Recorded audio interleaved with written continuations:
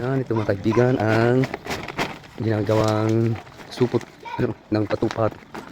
Ayan, si Ate Nora mga kaibigan, siya ang gumagawa ng patupat dito sa Posorobio sa Imbalbalato. Ayan, ito ang kanyang ginagamit, ang dahon ng nyug. Ayan, gagawa siya mga kaibigan ng parang supot o bag ng patupat. Ayan po, papakita niya sa atin kung paano gagawa ng supot o bag ng patupat. Ayan, nilalaga po mga kaibigan. Ayan lang yan.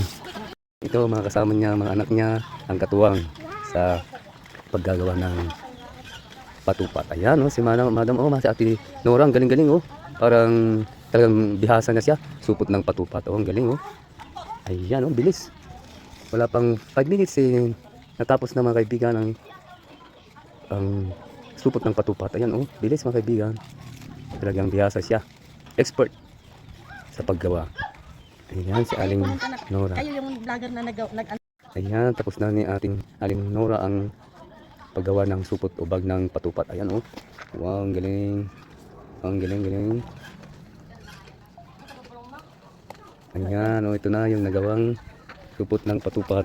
Ayan, mga kaibigan, ang galing ni Aling Nora. Thank you, Aling Nora. Thanks for viewing, mga kaibigan. Ayan.